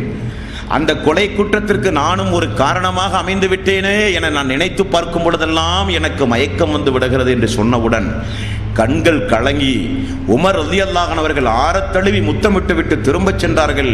குற்றம் சுமத்தியவர்களை எச்சரிக்கை செய்துவிட்டு என்று பார்க்கிறோமே. இந்த வரலாறுகள் இந்த மனித சமுதாயத்திற்கு போதிக்கப்பட வேண்டுமா வேண்டாமா? போதிக்கப்பட வேண்டும், மேடைதோறும் முழங்கப்பட வேண்டும். அப்படிப்பட்ட உத்தம சீலர்களை ரசூல் ஸல்லல்லாஹு அலைஹி வஸல்லம் அவர்கள் உருவாக்கிவிட்டு மரணித்து விட்டிருக்கிறார்கள் என்பதை இந்த மனித சமுதாயத்திற்கு எடுத்துச் சொல்லப்பட வேண்டும். என்னென்ன தலைப்புகள் எல்லாமோ ஆய்வு செய்து பேசுகிறார்கள். ரமதானுடைய காலங்கள் வந்தால், பொதுக்கூட்டங்கள், மாநாடுகள் நடைபெறும் போது சஹாபாக்குடைய வாழ்க்கை வரலாறுகள் பேசப்படுகிறார்களா என்றால் பாவிகள் திட்டம் தீட்டி அந்த சஹாபாக்குடைய வாழ்க்கை வரலாறுகளை புறம் தள்ளுகிறார்கள். நாம் கையில் எடுக்க வேண்டும் சஹாபாக்குடைய வாழ்க்கை வரலாறுகளை. தியாகங்கள் மனித சமுதாயத்திற்கு எடுத்துச் சொல்லப்பட வேண்டும். அந்த வரிசையில் தான் அப்துல்லா இப்னு ஹுதாபா என்கிற ஒரு தோழர், வரலாற்று சிறப்புமிக்க தோழர். அவரும் உமர் ரலியல்லாஹு அன்ஹு ஆட்சி காலம்தான், எல்லாம் அவருடைய ஆட்சி காலம்தான். உமர் அவர்கள் கதிகலங்கி போகிற தோழர். சஅத் பின் ஆமீர் அவர்களை நிப்பாட்டி வைத்து உமர் ரலியல்லாஹு அன்ஹு அவர்கள் ஒரு நாள் கேட்டார்கள், உங்களுக்கெல்லாம் இந்த உலகத்திலே என்ன வேண்டும் என்று கேட்டார்கள். எல்லோரும் அவரவருடைய புத்திக்கு ஏற்பட்டு ஒவ்வொரு காரணங்களை சொன்னார்கள். தேவைதான், உண்மைதான். உமர் அவர்கள் சொன்னார்கள், எனக்கு என்ன வேண்டும் தெரியுமா? இந்த சஅத் அவர்களைப் போல நிறைய ஆட்கள் எனக்கு தேவை எனது ஆட்சிக்கு என்று சொன்னார்கள். சஅதுக்கு நிகர் சஅது தான் என்றார்கள் உமர் ரலியல்லாஹு அன்ஹு. அப்படிப்பட்ட உத்தம தோழர் சஅத் பின் ஆமீர். அப்துல்லா இப்னு ஹுதாபா நீண்ட வரலாறுக்குரியவர் ஒன்றும் அல்ல. ஒரு 2, 3, 4 இடங்களில் தான் ஹதீஸ்களிலே இடம்பெறுகிறார். இருந்தாலும் முத்தாய்ப்பான இடங்களில் இடம்பெறுகிற ஒரு தோழர். அன்றைக்கு கிறிஸ்தவ சாம்ராஜ்யம் ரோமை எதிர்த்து போர் பிரகடனம் செய்தார்கள் உமர் ரலியல்லாஹு அன்ஹு அவர்கள். அந்த போரிலே பங்கெடுத்த தோழர் இந்த அப்துல்லா பின் ஹுதாபா. அன்றைக்கு ரோமர்களுக்கு தெளிவாக ஒரு விஷயம் தெரியும். முஹம்மது நபி அவர்களால் உருவாக்கிய அந்த தோழர்களெல்லாம் மிகுந்த கொள்கை பிடிப்புள்ளவர்கள். அவர்களை ஒன்றுமே செய்ய முடியாது, மதமாற்றம் செய்ய முடியாது. எவ்வளவு பெரிய கொடுமைகள், துன்பங்கள் இழைத்தாலும் அவர்களுடைய ஈமானை யாரும் அசைக்க முடியாது என்பதை புரிந்து வைத்திருந்த அந்த ரோமர்கள் அப்துல்லா இப்னு ஹுதாபா அவர்களோடு சேர்ந்து கொஞ்சம் மக்களை கைது செய்துவிட்டு கொண்டு வருகிறார்கள். அவருடைய உயிருக்கு எந்த பாதிப்பும் ஏற்படக்கூடாது என்று கட்டளை பிறப்பிக்கிறான். எல்லோரும் கைதிகளாக பிடிக்கப்பட்டு வந்தார்கள். அப்துல்லா பின் ஹுதாபா அவர்களை மட்டும் கொஞ்சம் பிரத்யேகமாக அந்த ரோம் நாட்டை ஆண்டு கொண்டிருக்கிற அந்த அரசன் கொஞ்சம் விசேஷமாக கொடுமை செய்கிறான். அவரை சுடுதண்ணி ஊற்றி கொடுமை செய்கிறான். பழைய மார்க்கத்திற்கு, கிறிஸ்தவ மார்க்கத்திற்கு நீ வர வேண்டும். சோதனை. முஹம்மது அவர்களுடைய மக்களுக்குன்னு அவ்வளவு பெரிய துடிச்சலா? முஹம்மது உருவாக்கி அந்த சமுதாயத்திற்குன்னு அவ்வளவு பெரிய தைரியமா, நெஞ்செழுத்தமா? எனது தண்டனைக்கு முன்னால், கொடுமைக்கு முன்னால் அவர்களெல்லாம் நிலை குலைந்து போவார்கள் என்று கனவு கண்டு சுடுதண்ணியை கொண்டு வந்து ஊற்றுகிறான் அப்துல்லா பின் ஹுதாபா அவர்களின் மீது. துடிதுடித்து போனார்கள். கிறிஸ்தவ மார்க்கத்திற்கு வர வேண்டும் என்று நிர்பந்தப்படுத்தினார். எனது மார்க்கம் இஸ்லாம் தான், அதையெல்லாம் விட்டு வர முடியாது என்று துணிச்சலாக பதில் சொன்னார். சிறையிலே கொண்டு போய் அடைத்தான். சிறையில் அடைத்தால் சிறை நியதி உணவு கொடுக்க வேண்டும். அந்த தர்மம் கூட பேணப்படாமல் இந்த பாவி சாராயத்தையும் பன்றி இறைச்சியும் தினசரி உணவாகவே கொடுக்க சொன்னான். அது தினசரி உணவாகவே கொடுக்கப்பட்டது. தொட்டு கூட பார்க்காத அப்துல்லா பின் ஹுதாபா ரலியல்லாஹு அன்ஹு அவர்கள் ஒரு வாரம் பொறித்து அந்த சிறைச்சாலையில் கண்காணிப்பாளர் வந்து பார்க்கும்போது தலை கீழே தொங்கிய நிலையில் அப்துல்லா பின் ஹுதாபா அவர்கள் இருக்கிறார்கள். சிறைவாடன் பதறியடித்து போய் மன்னரிடத்திலே சொன்னான், அவர் செத்து போய் விட்டார் என்று. ஓடி வந்து பார்த்தால் உடம்பிலே உயிர் உண்டு. தண்ணீர் கொடுத்து முகத்தில் தண்ணீரை தொளித்து அப்துல்லா பின் ஹுதாபாவை பார்த்து கேட்டார்கள், என்ன பயந்து போய் விட்டாயா? அப்படியே நீ சாக வேண்டியதுதான், உன்னை நான் விடமாட்டேன் என்றான் மன்னன். செத்தாலும் பரவாயில்லை, உன்னிடத்தில் தோற்க முடியாது என்றார் அப்துல்லா பின் ஹுதாபா. ஏன் இந்த உணவை உண்ணக்கூடாதா என்று கேட்டான். அப்துல்லா பின் ஹுதாபா அவர்கள் சொன்னார்கள், உயிர் போகிற நேரத்தில் பன்றி இறைச்சியை தேவைக்கேற்ப உண்ணுங்கள் என்று எனது இறைவன் எனது மார்க்கத்தில் அனுமதி கொடுத்திருக்கிறான். அந்த அனுமதியை உனக்கு முன்னால் செய்து உன்னிடத்திலே தோற்று போக நான் விரும்பவில்லை, நான் ஆகவே உண்ண முடியாது என்று சொன்னார். கொடுமை செய்து இந்த அப்துல்லா பின் ஹுதாபாவை மாற்ற முடியாது என தெரிந்தவுடனே அரசவைக்கு அழைத்து வாருங்கள் என்று சொல்லி தரமான உணவுகளை எல்லாம் உட்கொள்ளச் செய்து அரசவைக்கு கொண்டு வரப்படுகிறார். அரசவைக்கு வந்தவுடனே மன்னன் பேரம் பேசுகிறான், எனது ஆட்சியின் கீழ் இருக்கிற பாதி இடத்தை உனக்கு தருகிறேன், நீயும் உன்னை சார்ந்தவர்களும் என மதத்திற்கு வந்து விடுங்கள். அங்கேயும் சட்டென கொஞ்சம் கூட தாமதிக்காமல் பதில் சொன்னார்கள், ஆட்சியினுடைய பாதி அல்ல மன்னரே, உனது ஆட்சியையே எனக்கு தந்தாலும் எனது மார்க்கம் இஸ்லாம் தான், எனது தலைவர் முஹம்மது நபி ஸல்லல்லாஹு அலைஹி வஸல்லம் அவர்கள் என்று சொன்னார். கோபமடைந்தான். கொலை செய்து விடுவேன் என்று எச்சரித்தான். என்னை பற்றி உனக்கு தெரியாது, வரலாறை பார், அவனை பார், இவனை பார், எத்தனை ஆயிரம் உயிர்களை நான் கொன்றவன் என்னை மிக கடுமையாக எச்சரித்தான். முடியாது என்று சொன்னார்கள். அப்படியா, இவரை கொன்றுவிடுங்கள் என்று ஆணை கற்பிக்கிறான். அவரும் சிலுவையில் ஏற்றப்படுகிறார். சிலுவையில் ஏற்றப்பட்டால் அம்பெய்கிற மனிதனுக்கு மட்டும் பிரத்யேகமாக அவன் ரகசிய ஆர்டர் பிறப்பிக்கிறான். நீ எய்துகிற அம்பு அவருடைய மேனியை 1% கூட தாக்கக்கூடாது, ஆனால் மரண பயம் உண்டாக வேண்டும். கழுத்திற்கு பக்கத்திலும், தலைக்கு பக்கத்திலும், வயிற்றுக்கு பக்கத்திலும், கழுத்துக்கு பக்கத்திலெல்லாம் தான் அம்பு பாய வேண்டும். ஒரு அம்பு கூட அவருடைய மேனியில் பாயக்கூடாது. இரும்பால் செய்யப்பட்ட அம்புகள் சாறை சாறையாக பறக்க விடப்படுகிறது. எல்லா இடங்களிலும் கண் சிமிட்டும் நேரத்திற்குள் 10, 100, 50, 1000, 100 அம்புகள் பாய்ந்து விடப்பட்டது. அப்படியே அழுக ஆரம்பித்தார்கள். மன்னன் வெற்றி கண்டதாக நினைத்து அவிழ்த்து விடுங்கள் அப்துல்லா பின் ஹுதாபாவை என்று சொன்னார். அப்துல்லா பின் ஹுதாபா அவர்கள் அவிழ்த்து விடப்பட்டார்கள். இதை ஆரம்பத்திலேயே செய்து நீ கிறிஸ்தவ மார்க்கத்தை ஏற்றிருக்கலாமே, நான் இந்த விஷப்பரீட்சை கூட செய்யாமல் இருந்திருப்பேனே என்று அவன் சொல்ல, ஹுதாபா அவர்கள் சொன்னார்கள், ஏன் அப்படி சொல்லுகிறாய் மன்னரே என்று கேட்க, நீ பயந்துதானே இப்பொழுது அழுதா என்று அவன் சொல்ல, அப்துல்லா பின் ஹுதாபா சொன்னார்கள், நான் அதற்கு அளவில்லை மன்னா, எனக்கு இருப்பதோ ஒரு உயிர், எனக்கு இறைவன் 100 உயிரை தந்து 100 உயிரையும் நான் இப்படி இந்த நிலையிலேயே நான் உயிரை விட வேண்டும் என நான் நினைத்து நான் அழுதேன் என்று சொன்ன உடனே மன்னன் அதிர்ந்து போனான். உடனே மன்னன் அந்த அப்துல்லா பின் ஹுதாபா அவர்களை பார்த்து சொன்னான், இந்த மன்னனுடைய நெற்றியில் மட்டும் ஒரு முத்தமிட்டு விட்டு நீ விடுதலையாகி மதீனா போகலாம், பாதுகாப்பாக வழி அனுப்புகிறேன் என்று சொன்னார்.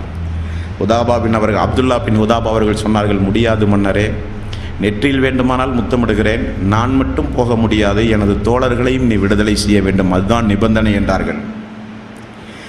நெற்றியிலே முத்தமிடப்பட்டு தோழர்களெல்லாம் விடுதலை செய்யப்பட்டு மதீனா வருகிற செய்தி உமர் அவர்களுக்கு கேள்விப்பட்டு உமர் ரலியல்லாஹு அன்ஹு அவர்கள் துல்ஹுலைபா மதீனாவினுடைய எல்லைக்கு வந்து அப்துல்லா பின் ஹுதாபா அவர்களையும் தோழர்களையும் அப்படியே வரவேற்று கொண்டு நின்றிருந்தார்கள். உமர் ரலியல்லாஹு அன்ஹு அவர்கள்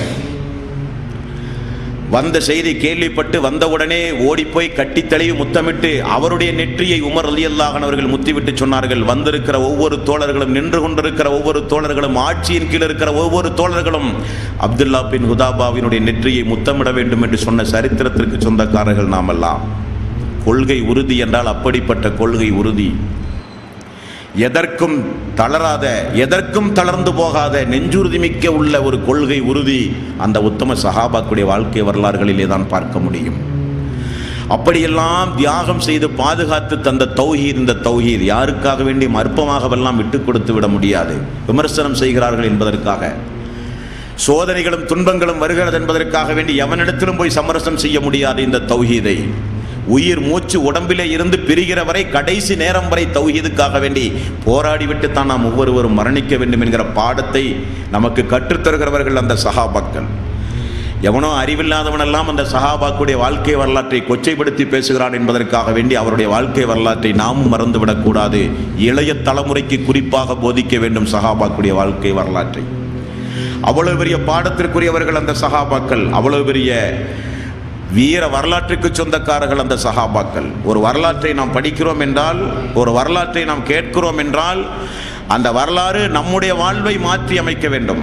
வெறுமனே கேட்டுவிட்டு செல்கிற புராண கதைகள் எல்லாம் இவைகள் எல்லாம் வாழ்ந்து காட்டிய வரலாற்றுக்கு சொந்தக்காரர்கள் இவர்கள் எல்லாம். தொழுகை முடிந்தால் ரசூல் ஸல்லல்லாஹு அலைஹி வஸல்லம் அவர்கள் அப்படியே பார்ப்பார்கள் தோழர்களை, எல்லாரும் வந்திருக்கிறார்களா எங்கால தொழுகைக்கு? ரசூல் ஸல்லல்லாஹு அலைஹி வஸல்லம் அவர்கள் தினசரி அப்படியே பார்க்கும்போது சாபித் பின் கைஸ் அவர்களை தொழுகையினுடைய பள்ளியிலே காணவில்லை.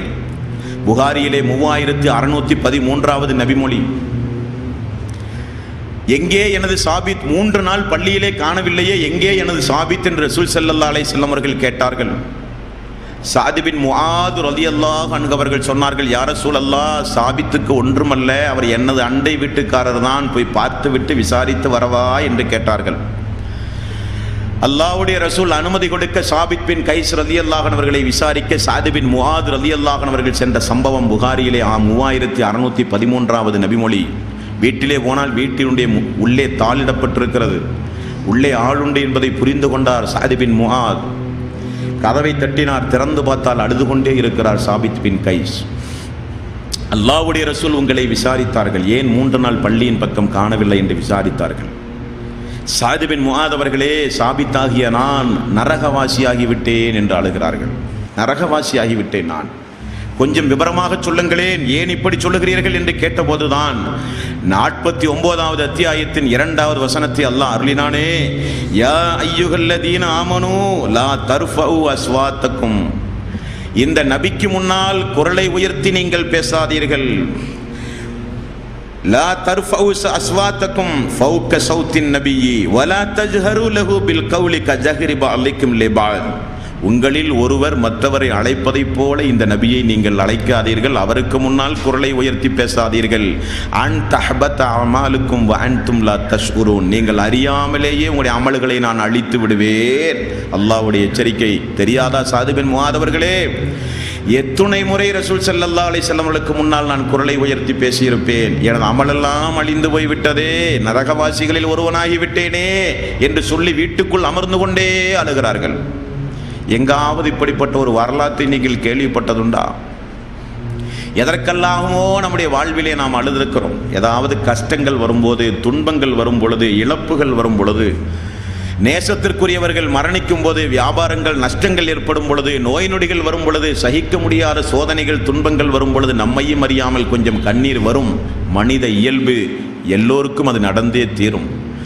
இவருடைய அழுகைக்கு அது ஒன்றும் காரணம் அல்ல. அமல் அழிந்து போய்விட்டதே, செய்த நற்கர்மங்கள் எல்லாம் அழிந்து போய்விட்டதே. யார் இவர்? இந்த சாபித் பின் கைஸ். வஹி வருகிற பொழுது ரசூல் ஸல்லல்லாஹு அலைஹி வஸல்லம் கூப்பிட்டு எழுத சொல்லுகிற ஒரு தோழர், வஹி எழுதுகிற ஒரு தோழர், மதீனத்து அன்சாரி தோழர்கள் சார்பாக ஏதாவது அல்லாஹ்வுடைய ரசூலிடத்திலே சொல்ல வேண்டுமானால் மதீனத்து அன்சாரி தோழர்களுடைய பிரதிநிதி, இயற்கையாகவே குரல் வளம் உள்ளவர் பிலால் அவர்களைப் போல. அந்த குரல் வளத்தின் காரணமாக எப்பொழுதும் கொஞ்சம் சப்தம் போட்டுவே தன்னுடைய கருத்தை சொல்லுகிறவர் இந்த சாபித் பின் கைஸ் அவர்கள். சாத் பின் முஆத் அவர்கள் எல்லாம் கேட்டுவிட்டு அல்லாஹ்வுடைய ரசூலிடத்திலே வந்து சொன்னார்கள், யா ரசூலல்லாஹ், அவரை பார்த்தேன், வீட்டிலே தான் இருக்கிறார், அழுது கொண்டே இருக்கிறார். இந்த 49வது அத்தியாயத்தின் 2வது வசனம், இறங்கிய காரணத்தினால் குரல் உயர்த்தி பேசியதெல்லாம் அவர் என்னை பார்த்து அமல்களெல்லாம் அழிந்து போய்விட்டது என சொல்லி தன்னைத்தானே நரகவாசி நரகவாசி என்று சொல்லி வீட்டிலே கிடக்கிறார் யா ரசூலல்லாஹ் என்று சொன்னவுடன், எனது தோழர் சாபித் பின் கைஸ் நரகவாசி அல்ல, போய் சொல்லுங்கள் அவர் ஒரு சொர்க்கவாசி என்றார்கள் ரசூல் ஸல்லல்லாஹு அலைஹி வஸல்லம். போய் சொன்ன பிறகுதான் கண்ணையெல்லாம் துடைத்து பள்ளிக்கு அல்லாஹ்வுடைய ரசூலுடைய சபைக்கு வந்து அமர்ந்தார் என்று நாம் பார்க்கிறோம். என்றால் சஹாபாக்கள் எல்லாம் அதற்கு பிறகு சொன்னார்கள், சாபித் பின் கைஸ் அவர்களை என்றைக்கு அல்லாஹ்வுடைய ரசூல் சொர்க்கவாசி என்று சொன்னாரோ அவரோடு சேர்ந்து நாங்கள் தொழுவோம், அவரோடு சேர்ந்து கடை வீதிக்கு செல்வோம், ஒரு சொர்க்கவாசியோடு சேர்ந்து நடக்கிறோமே என்கிற ஒரு சந்தோஷத்தோடு நாங்கள் வாழ்வோம் என்று சொன்ன வாழ்க்கை வரலாறு இந்த மனித சமுதாயத்திற்கு தெரியுமா? அப்படியெல்லாம் வாழ்ந்து மரணித்த உத்தம சீலருடைய வாழ்க்கை வரலாறு எடுத்து சொல்லப்பட வேண்டாமா? வளர்ந்தவர்களை இளைய தலைமுறைக்கு நேரம் கிடைக்கும் பொழுதெல்லாம் தர்பியா வகுப்புகள் நடத்தப்பட்டு இது போன்ற வரலாறுகள் தொகுத்தளிக்கப்பட வேண்டாமா? உள்ளங்கள் பண்படுத்தப்பட வேண்டாமா? மார்க்கத்தில் உறுதியை ஏற்படுத்தப்பட வேண்டாமா? அமல்கள் இல்லையே என்பதற்காக வேண்டி அழ வேண்டும், அமல்கள் அழிந்து போய்விடாமல் இருப்பதற்காக வேண்டி பாதுகாப்புகள் செய்ய வேண்டும். அமல்கள் அழிந்து நரகத்திற்கு போகிறேனே என்பது அறிஞர் பெருமக்கள் எல்லாம் இந்த ஆயத்தை எந்த பாடத்தின் கீழ் தொகுத்து நமக்கு வழங்குகிறார்கள் என்றால், அல்லாஹ்வுடைய ரசூலை கண்ணிய குறைவாக எவனெல்லாம் நடத்துகிறானோ கியாம நாள் வரை அவனுக்கு பொருந்தும் என்று சொல்லுகிறார்கள். எப்படி? அன்றைக்கு ரசூல் ஸல்லல்லாஹு அலைஹி வஸல்லம் அவர்கள் உயிரோடு வாழ்ந்தார்கள். அவருக்கு முன்னால் குரலை உயர்த்தி கண்ணியத்திற்கு எதிராக பேசுகிறவர்களுக்கு பொருந்துகிற ஆயத்தாக இருந்தாலும், அல்லாஹ்வுடைய ரசூலுடைய மரணத்திற்கு பிறகு அவர் சொன்ன நபிமொழிகள் இன்றைக்கும் நம்மோடு உயிரோடு இருக்கிறது. யாராவது நபிமொழிகளை புறக்கணித்தாலோ கேவலப்படுத்தினாலோ சுன்னத்தென்று தெளிவாக தெரிந்தும் அந்த நபிமொழிகளை ஒரு மனிதன் கிண்டல் செய்தாலோ அவனுக்கும் இந்த ஆயத் பொருந்தும் என்று அறிஞர் பெருமக்கள் குறிப்பிடுகிறார்கள். ஒரு சுன்னத்தை ஒரு மனிதன் அருவருக்கத்தக்க நிலையில் பார்த்தாலோ கேவலப்படுத்தினாலோ அவனும் அல்லாஹ்வுடைய ரசூலை கேவலப்படுத்தியவனாக ஆவான், அவனுடைய அமலையும் அல்லாஹ் அளிப்பான் என்று மாற்று கருத்திற்கு இடமில்லாமல் அறிஞர் பெருமக்கள் இந்த ஆயத்துக்களை மேற்கோள் காண்பிக்கிறார்கள். என்றால் அப்படி வாழ்ந்தவர்கள் அந்த சஹாபாக்கள். அவருடைய வாழ்க்கை வரலாறு கண்டிப்பாக நினைவு கூறப்பட வேண்டும், அடிக்கடி நினைவு கூறப்பட வேண்டும், வாரத்திற்கு ஒரு முறையாவது நினைவு கூறப்பட வேண்டும். நம்முடைய மக்களை அமர வைத்து சொல்லிக் கொடுக்கப்பட வேண்டிய வரலாறுகள்.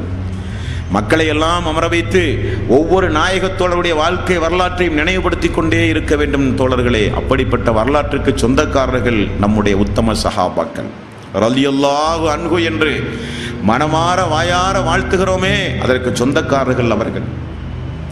சாத் பின் முஆத் ரலியல்லாஹு அன்ஹு அவருடைய வாழ்க்கை வரலாறும் புகாரியிலே உண்டு. சாத் பின் முஆத், சாத் பின் நபி வக்காஸ் அல்ல, சாத் பின் முஆத் 5 வருடம் தான் தௌஹீதை ஏற்று இஸ்லாத்தில் இருந்த ஒரு தோழர். 6வது வருடம் மரணித்து போய்விட்டார். 5 வருடம் தான் வாழ்ந்தார். அந்த வாழ்ந்த அந்த வாழ்க்கையினுடைய அந்த சாராம்சத்தை எல்லாம் பார்க்கும்போது சுப்ஹானல்லாஹ், ஒவ்வொரு சஹாபாக்களும் அவரை விட இவர், இவரை விட அவர், அவரை விட அவர், அவரை விட அவர், ஒவ்வொரு வரலாறுகளையும் படித்து பார்த்தால் யாரும் சளைத்தவர்கள் அல்ல. அல்லாஹுவை நேசிக்கக்கூடிய விஷயத்தில், அல்லாஹுவும் நேசிக்கக்கூடிய விஷயத்தில். சாத் பின் முஆத் ரலியல்லாஹு அன்ஹு அவர்கள் அல்லாஹ்வுடைய ரசூலோடு வாழ்க்கை நடத்தி கொண்டிருந்தார். அந்த சாத் பின் முஆதுக்கு அல்லாஹ்வுடைய ரசூலிடத்தில் ஒரு கண்ணியம் இருந்தது. எப்படி என்றால், அவுஸ் கஸ்ரஜ் கோத்திரத்துடைய தலைவர். 2 கோத்திரத்திற்கும் மொத்தமான ஒரு தலைவர் இந்த தலைவர். அது மட்டுமல்ல, யூதத்தினுடைய ஒரு குறிப்பிட்ட யூதர்களுடைய கோத்திரத்திற்கும் ரொம்ப பிரியமானவர்.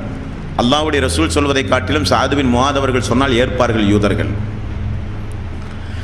யூதர்கள் மதீனாவில் மிக கடுமையான குழப்பங்கள் செய்தார்கள். அந்த குழப்பங்கள் செய்து ரசூல் ஸல்லல்லாஹு அலைஹி வஸல்லம் நடவடிக்கை எடுக்கும் பொழுதெல்லாம் சாத் பின் முஆத் அவர்கள் தலையிட்டு, யா ரசூலல்லாஹ் கொஞ்சம் அவர்களுக்கு அவகாசம் கொடுங்களேன் திருந்துவதற்கு, அவர்கள் சார்பாக நான் மன்னிப்பு கேட்கிறேன் யா ரசூலல்லாஹ் என்று யூதர்களுக்காக வேண்டி பலமுறை அவகாசம் வாங்கி கொடுத்து மன்னிப்பு கேட்டவர் சாத் பின் முஆத் ரலியல்லாஹு அன்ஹு அவர்கள். அந்த கட்டத்தில் தான் அகல் போர் நடந்தது. அகல் போர் நடந்த பொழுது எல்லா யூதர்களுடைய மறைமுக சதியையும் ரசூல் ஸல்லல்லாஹு அலைஹி வஸல்லம் அவர்கள் புரிந்து கொண்டார்கள். அகல் போர் முடிந்து திரும்ப வந்து ஆடைகளை கலட்டுகிற பொழுது ஜிப்ரீல் அலைஹிஸ்ஸலாத்து வஸ்ஸலாம் அவர்கள் வந்து சொன்னார்கள், தூதரே ஆடையை கலட்டாதீர்கள், இந்த யூதர்களுக்கு எதிராக நீங்கள் போர் புரிய வேண்டும் என்று கட்டளை பிறப்பித்தார். யூதர்களுக்கு எதிராக போர் புரிய வேண்டும் என கட்டளை பிறப்பித்த உடனே அகல் போரில் சொல்லனா துன்பங்களை சகித்த அந்த தோழர்களுக்கு மீண்டும் ரசூல் ஸல்லல்லாஹு அலைஹி வஸல்லம் கட்டளை பிறப்பித்த உடனே கொஞ்சம் நினைத்து பாருங்கள், வருகிறோம் யா ரசூலல்லாஹ் என்று சொல்லி மீண்டும் அந்த போருக்கு தயாராகி யூதர்களுடைய அந்த கோத்திரம் முழுக்க கைப்பற்றப்பட்டு பெண்கள் கைதிகளாக பிடிக்கப்பட்டு நாடு கடத்தப்பட்டார்கள். ரசூல் ஸல்லல்லாஹு அலைஹி வஸல்லம் கொஞ்சம் மனிதர்களை ரசூல் ஸல்லல்லாஹு அலைஹி வஸல்லம் கடுமையோடு நடத்தப்பட வேண்டும் என்பதற்காக வேண்டி முற்றுகையிட்டார்கள். யூதர்கள் சொன்னார்கள், முஹம்மதே, சாது பின் முஆத் என்ன தீர்ப்பை சொன்னாலும் அந்த தீர்ப்பை நாங்கள் இன்றைக்கு ஏற்க தயார், அவர் வரட்டும் எங்களுடைய விஷயத்தில் தீர்ப்பு சொல்ல என்று சொன்னார்கள். ரசூல் ஸல்லல்லாஹு அலைஹி வஸல்லம் அவர்கள் சொன்னார்கள், அழைத்து வாருங்கள் சாது பின் முஆத் அவர்களை, அவருடைய தீர்ப்பை நாமும் ஏற்போம் என்றார்கள். அல்லாஹ்வுடைய ரசூல் வார்த்தையை பாருங்கள், நானும் ஏற்கிறேன் அவருடைய தீர்ப்பை. நான் ஒரு தூதர், ஒரு அதிபர், நாட்டினுடைய பிரதிநிதி, எனக்கு முன்னால் எனக்கு கீழ் வாழுகிற ஒரு குடிமகனுடைய தீர்ப்பை ஏற்பதா என்று சொல்லி அதிகாரத்தை ரசூல் ஸல்லல்லாஹு அலைஹி வஸல்லம் செலுத்தவில்லை. சாது பின் முஆதுக்கு அல்லாஹ்வுடைய ரசூல் மதிப்பு கொடுத்தார்கள். நானும் மதிக்கிறேன், அழைத்து வாருங்கள் என்று சொல்ல சாது பின் முஆத் ரலியல்லாஹு அன்ஹு அவர்கள் அம்பெய்து கையில் மிகப்பெரிய ஒரு காயம் கட்டு போட்டு ரசூல் ஸல்லல்லாஹு அலைஹி வஸல்லம் அவர்கள் வீட்டுக்கு அருகிலே ஒரு கூடாரம் அமைத்து தூர தொலைவில் இருக்கிற சாது பின் முஆதுடைய வீட்டை காலி செய்து வீட்டுக்கு அருகிலே ஒரு கூடாரம் அமைத்து ரசூல் ஸல்லல்லாஹு அலைஹி வஸல்லம் பார்த்து கொண்டிருந்தார்கள். சாது பின் முஆத் ரலியல்லாஹு அன்ஹு அவர்கள் கழுதையின் மீது ஏறி வந்தார்கள். உங்களுடைய தலைவரை நீங்கள் வரவேற்று அமர வையுங்கள் என்றார்கள் ரசூல் ஸல்லல்லாஹு அலைஹி வஸல்லம். யூதர்கள் ஒருபுறம், சாது அவர்கள் ஒருபுறம், அல்லாஹ்வுடைய ரசூல், சஹாபாக்கள் கண்ணியத்தோடு அமர வைத்தார்கள். சாது பின் முஆத், என்ன யா ரசூலல்லாஹ், உங்களுடைய தீர்ப்பைத்தான் ஏற்பேன் என்று இந்த யூதர்கள் சொல்லுகிறார்கள். சாதே, உங்களுடைய தீர்ப்பு இந்த விஷயத்தில் என்ன? யா ரசூலல்லாஹ், ஆண்களில் ஒரு மனிதர் கூட இனி விட்டு வைக்கப்படக்கூடாது, எல்லோரும் கொலை செய்யப்பட வேண்டும், பெண்கள் கைதிகளாக பிடிக்கப்பட வேண்டும், இது எனது தீர்ப்பு என்றார்கள். ரசூல் ஸல்லல்லாஹு அலைஹி வஸல்லம் அடுத்து பயன்படுத்திய வார்த்தை சாதுடைய தீர்ப்பு அல்லாஹ்வுடைய தீர்ப்பு என்றார்கள். அல்லாஹ்வினுடைய தீர்ப்பு சாதுடைய தீர்ப்பு என்றார்கள் ரசூல் ஸல்லல்லாஹு அலைஹி வஸல்லம். அப்படியே நாட்கள் மெல்ல மெல்ல நகரும் போது அல்லாஹ்வுடைய ரசூல் தினசரி அந்த கூடாரத்திற்கு போய் சாது ரலியல்லாஹு அன்ஹு அவர்களை காலையிலும் மாலையிலும் இரவிலும் போய் உடல் நலம் விசாரித்துக் கொண்டிருந்தார்கள். சாது ரலியல்லாஹு அன்ஹு அவர்கள் அல்லாஹ்விடத்திலே ஒரு பிரார்த்தனை செய்கிறார்கள். ரத்தம் அதிகமாக போய்கொண்டே இருந்தது, நோய் அதிகமாகிக் கொண்டே இருந்தது. யா அல்லாஹ், குறைஷிகளோடு நடத்தப்பட வேண்டிய போர் இனி மீதம் இருந்தால் எனது உயிரை நீ இந்த உலகத்தில் நீட்டி வைப்பாயாக. குறைஷிகளோடு நடத்தப்படுகிற போர் இதோடு முடிவுற்றிருந்தால் எனக்கு இந்த காயத்தோடு ஜிஹாத் என்கிற அந்தஸ்தோடு என்னை நீ மரணிக்க செய்வாயாக என்று பிரார்த்தனை செய்தார். அல்லாஹ் அவருடைய துவாவை அங்கீகரித்தான். இரத்தம் பீரிட்டது, கூடாரத்திலே இருந்து இரத்தம் வழிந்து ஓடியது. அக்கம் பக்கத்திலே இருக்கிற மக்கள் எல்லாம் ஓடி போய் பார்க்கிற பொழுது மூச்சு திணறி கொண்டிருந்தார்கள். ரசூல் ஸல்லல்லாஹு அலைஹி வஸல்லம் அவர்கள் அப்பொழுது அங்கே இல்லை. அவருடைய மரண செய்தியை வந்து சொன்னவர் ஜிப்ரீல் அலைஹிஸ்ஸலாத்து வஸ்ஸலாம். முஹம்மது அவர்களே, இந்த பூமிக்கு மேல் வாழ்ந்து கொண்டிருந்த மிகச்சிறந்த ஒரு தோழர் இப்பொழுது இறந்து போய்விட்டார் என்று சொன்னவுடனே ரசூல் ஸல்லல்லாஹு அலைஹி வஸல்லம் ஓடி வந்து பார்த்தார்கள். சாது பின் முஆத் அவர்கள் மரணம். அல்லாஹ்வுடைய ரசூல் தேம்பி தேம்பி அழுது குளிப்பாட்டி ஜனாசா தொழுகைக்காக வேண்டி தூக்கிச் சென்ற போது ரசூல் ஸல்லல்லாஹு அலைஹி வஸல்லம் அவர்கள் பயன்படுத்திய வார்த்தை 60,000 மலக்குமார்கள் விசேஷமாக, 70,000 மலக்குமார்கள் விசேஷமாக சாது பின் முஆத் அவர்களுடைய மரணத்தில் பங்கெடுப்பதற்காக வேண்டி வந்து கொண்டிருக்கிறார்கள். இவருடைய மரணத்தை கேட்டு அல்லாஹ்வுடைய அரிசே நடுங்கியது என்றார்கள் ரசூல் ஸல்லல்லாஹு அலைஹி வஸல்லம். எங்கும் நீங்கள், எந்த தோழருக்கும் நீங்கள் இப்படிப்பட்ட வாசகத்தை பார்க்க முடியாது. இதெல்லாம் இந்த மனித சமுதாயத்திற்கு யார் எடுத்து சொல்வது? இதெல்லாம் என்ன ஒரு புராண கதையா, கட்டுக்கதைகளா, பொழுதுபோக்குக்காக வேண்டி வாசித்து கேட்கக்கூடிய சம்பவங்களா இவைகளெல்லாம்? வரலாற்றில் முத்தாய்ப்பாக இஸ்லாமிய வரலாற்றில் வாழ்ந்துவிட்டு மரணித்த உத்தம தோழர்கள் அவர்களெல்லாம். ஆகவேதான் அல்லாஹ்வே திருக்குரானில் எங்களுக்கு முன்னால் மரணித்து போனவர்கள் அவர்களுக்கும் எங்களுக்கும் நல்ல எண்ணங்களை ஏற்படுத்திய அல்லாஹ், தவறான எண்ணங்களை ஏற்படுத்தாதே அல்லாஹ், அவருடைய பாவங்களை மன்னிப்பாயாக யா அல்லாஹ் என்று அல்லாஹ் துவாவையே கற்றுத்தருகிறான். அப்படிப்பட்ட தியாக செம்மல்களுடைய வாழ்க்கை வரலாறு இந்த மனித சமுதாயத்திற்கு அவ்வப்பொழுது போதித்தால்தான் நமக்கும் நம்முடைய ஈமானுக்கும் நல்லது. தர்பியா முடிஞ்சு திரும்ப போகும்போது கொஞ்சம் ஒரு மனதிலே ஒரு தளர்ச்சி ஏற்பட வேண்டும். கொஞ்சமாவது நாமும் சஹாபாக்களை போல வாழ வேண்டும். எப்பொழுதும் துனியா, எப்பொழுதும் உலகம், எப்பொழுதும் பொருளாதாரம், எப்பொழுதும் இந்த உலகம் என்று வாழ்ந்து கொண்டே இருந்து திடீரென அதை சம்பவித்து படுத்த படுக்கையாகவோ மரணமாகவோ ஒரு சம்பவம் நமக்கு நிகழ்ந்தால் எங்கே போய் நல்லமல் செய்வது? சொர்க்கத்தில் மறுமை நாளில் இவர்களையெல்லாம் போய் பார்க்க வேண்டாமா? பார்த்துவிட்டு இஸ்லாத்திற்கு செய்த தியாகத்தை எல்லாம் அல்லாஹ்விடத்திலே கேட்டு ஒரு ஃப்ளாஷ்பேக்காக அப்படியே பார்க்க வேண்டாமா அந்த சம்பவத்தை எல்லாம்? அம்மார் அவர்களை பார்க்க வேண்டும், முஸப் அவர்களை பார்க்க வேண்டும், கப்பாப் அவர்களை பார்க்க வேண்டும், அனஸ் பின் நதர் அவர்களை பார்க்க வேண்டும், சாது பின் அபி வக்காஸ் அவர்களை பார்க்க வேண்டும், சாது பின் முஆத் அவர்களை பார்க்க வேண்டும். வருகிற தலைமுறையில் நமக்கு பிறக்கிற மக்களுக்கெல்லாம் இந்த நாயகத்தோழருடைய பெயர்களை வைத்து வாயார மனமாற நாமெல்லாம் புகழ்ந்து கூப்பிட வேண்டும். அம்மார் என்றும் யாசிர் என்றும் முஸாபுகள் என்றும் சாது பின் நபி வக்காஸ் அவர்களைப் போல சிறப்பித்து பெற்ற சஹாபாக்குடைய பெயர்களை நம்முடைய குடும்பங்களிலே பிறக்கிற மக்களுக்கு நாம் வைத்து மனமாற வாயார நினைவு கூறிக்கொண்டே இருக்க வேண்டும். அப்படிப்பட்ட தோழர்கள் இந்த தோழர்கள். ஆகவே அவருடைய வாழ்க்கை வரலாற்றை நாம் மறந்துவிடவே கூடாது. என்றைக்கும் பசுமையாக நம்முடைய உள்ளத்தில் நினைவில் நிறுத்தி கொண்டிருக்க வேண்டிய தோழர்கள். மணிக்கணக்கில் பேசலாம் சஹாபாக்குடைய வாழ்க்கை வரலாறுகளை மட்டும். இந்த மக்ரிபோடு சஹாபாக்களை குறித்துள்ள அந்த வகுப்பு முடிவுறுகிற இந்த நேரத்தில் இப்படிப்பட்ட ஒரு தலைப்பு இருந்தால் கொஞ்சம் பொருத்தமாக இருக்கும் என்பதற்காக வேண்டி நம்முடைய ஈமானுக்கு ஒரு ரீஃப்ரெஷ், ஒரு புத்துணர்ச்சி. இப்படியெல்லாம் வாழ்ந்திருக்கிறார்களா சஹாபாக்கள்? இந்த மார்க்கத்திற்கு நம்முடைய பங்களிப்பு என்ன? வாழ்ந்தால் ஒரு லட்சியத்தோடு அல்லவா வாழ வேண்டும். என்ன லட்சியம் நமக்கு? என்ன பொண்டு பிள்ளைகளை பார்த்து சந்தோஷமாக வாழ்ந்து நல்ல சாப்பிட்டு நல்ல ஆடைகளை அணிந்து நல்ல சம்பாதித்து வாழ்வதெல்லாம் ஒரு லட்சியமா? எல்லோரும் அப்படித்தானே வாழ்கிறார்கள். கொஞ்சம் விசேஷமாக நாம் ஒரு லட்சியத்தை கடைபிடிக்க வேண்டும். இணை வைத்தலை ஒழிப்பேன், ஏகத்துவத்தை நிலைநாட்டுவேன், நேரம் கிடைக்கும் பொழுதெல்லாம் அந்த பணிகளை செய்வேன்.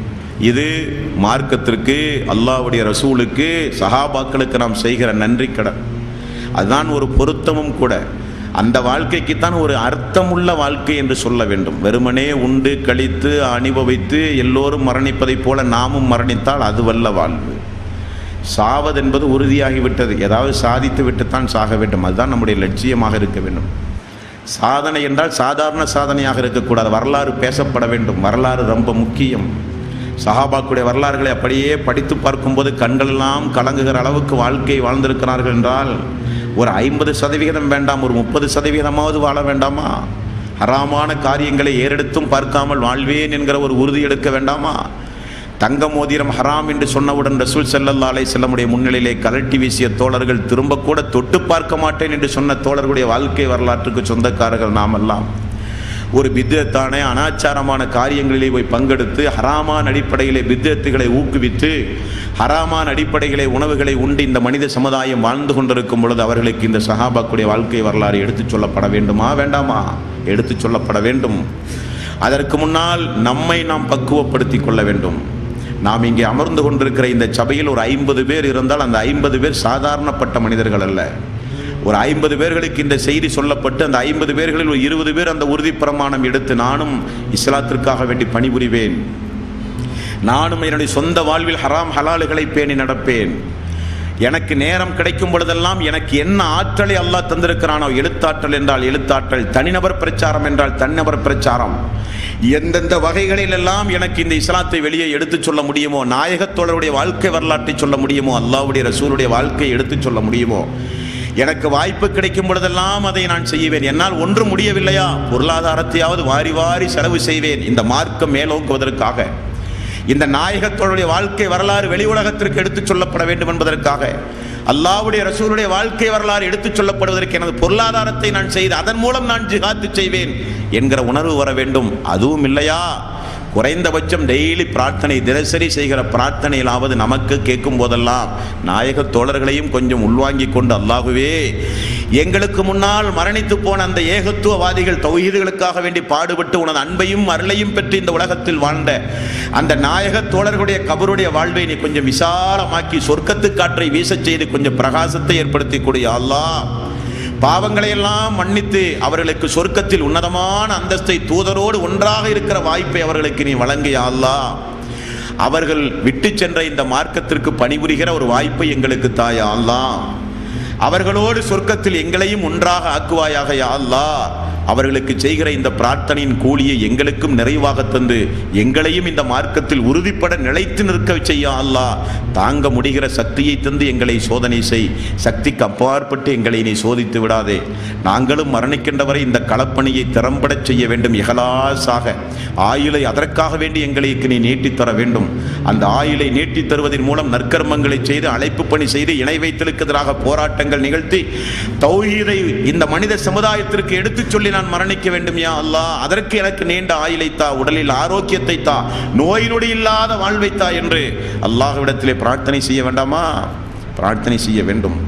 ஆகவே இந்த மக்ரிபோடு இந்த வகுப்பு முடிவுறுகிற இந்த நல்ல நேரத்தில் மீண்டும் மீண்டும் நான் ஞாபகப்படுத்துவது, தர்பியா நிகழ்ச்சி எப்பொழுது நாம் வைத்தாலும் ஏதாவது 1-2 சஹாபாக்களுடைய வாழ்க்கை வரலாறாவது நாம் அவ்வப்போது நினைவில் நிறுத்தி கொள்ள வேண்டும். வேண்டாமா? கண்டிப்பாக வேண்டும். அப்பொழுதுதான் நம்முடைய ஈமானுக்கு பாதுகாப்பு.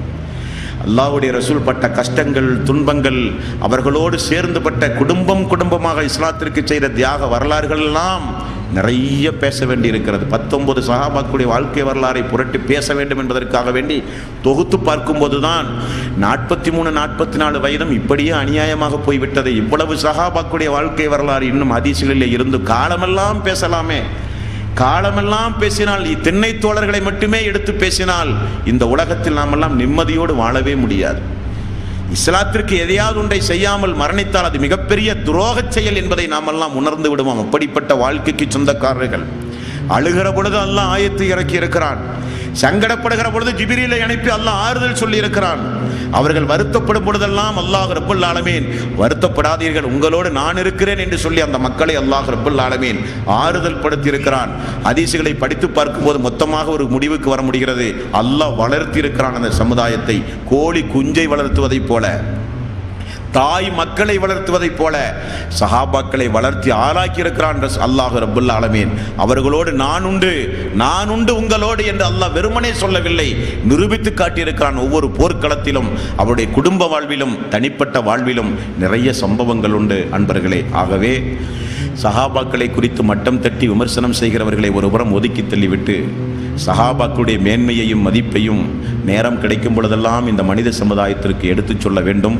எடுத்துச் சொல்வதோடு மட்டும் நின்று விடாமல் சொந்த வாழ்வில் நாமும் கொஞ்சம் பின்பற்ற வேண்டும். அவர்களை அடிக்கடி நினைவு கூறுவதன் மூலம் நிறைய படிப்பினைகள், நிச்சயமாக அல்லாஹ்வுமே சத்தியமாக சொல்கிறேன், நிறைய படிப்பினைகள் உண்டு என்பதை மீண்டும் உங்களுடைய கவனத்திற்கு நான் அறிய தருகிறேன். எல்லாம் வல்ல அல்லாஹ் ரப்புல் ஆலமீன் நாம் செய்த நற்கர்மங்களின் கூலியை நிறைவாக மறுமை நாளிலே தந்து, அந்த உத்தம சீலர்களை எல்லாம் மறுமை நாளிலே இந்த கண் கொண்டு பார்த்து அவர்களோடு அல்லாஹ்வுடைய ரசூலோடும் சேர்ந்து சொர்க்கத்தில் ஒன்றாக இருக்கிற ஒரு வாய்ப்பை இதே போல் அல்லாஹ் நம் அனைவர்களுக்கும் தந்து அருள் புரிவானாக. வாஹிர் தௌவானா அல்ஹம்துலில்லாஹி ரப்பில் ஆலமீன். அஸ்ஸலாமு அலைக்கும் வரஹ்மத்துல்லாஹி வபரகாத்துஹு.